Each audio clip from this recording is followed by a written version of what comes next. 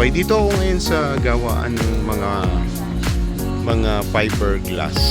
And ito nga, nag-inquire tayo at nagpa-made to order na tayo ng kayak. So yan, makikita niyo yung kayak seat ko, nandiyan na siya.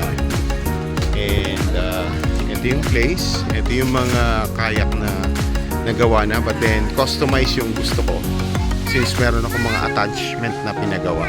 So open siya, open yung area na to para sa attachment, kung ano man yung mga gusto nyo paggawa sa kayak. So sa ngayon, ang ginagawa nilang kayak ay single kayak na kayang sumakay ang isang tao. Yan. Ang ganda rin ng blue, ha. Maganda pala yung blue, ano. Meron camouflage na blue rin ang ang kulay. So yun yung mga kayak nila. Ito yung finished product. Kahit isa lang siguro, okay na. Makita lang natin yung Kahit isa lang. Oo. Ikat mo na lang yan dyan sila. Ikat mo na lang. Huwag mo na tagalin yung friend. Ikat mo na lang. Yan. So, fiberglass po yung pagkakagawa nito. Hindi siya plastic. Meaning, kasi yung plastic kapag lumutong yon, ang hirap ng i-repair. No, eto sa kanila, fiberglass, mas repairable siya. So yan. Ganda po niyan. Ang weight nito ate ay 50 kilos. 50 to 60 kilos. Yung kayak pa lang. Kaya dalawang tao yung bubuhat. Pero matibay siya.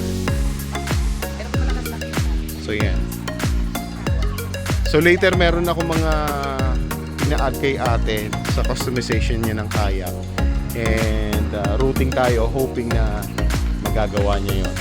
So later ko na i-reveal sa inyo yung mga details nun kapag talagang may gustong umorder sa inyo.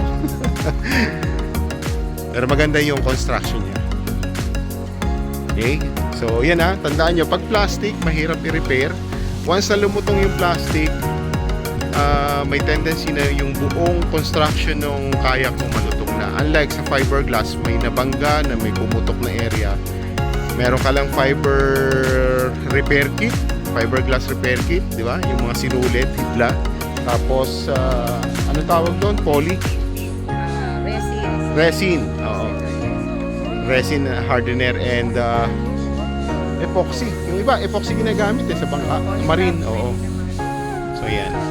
So, ganyan yung construction niya. Okay? Pag tinanong nyo sa akin ng details, sabihin ko sa inyo. Pero later na siguro. Hintayin ko muna yung sa akin lumabas. Okay? So, ito yung area. Ito yung sample. Yun na yung fishing kayak na napo-foresee natin. In the making, meron siyang fishing rod, slot. And meron na rin siyang lalagyan ng katig or floater sa gilid. Floating device. Okay. Thank you.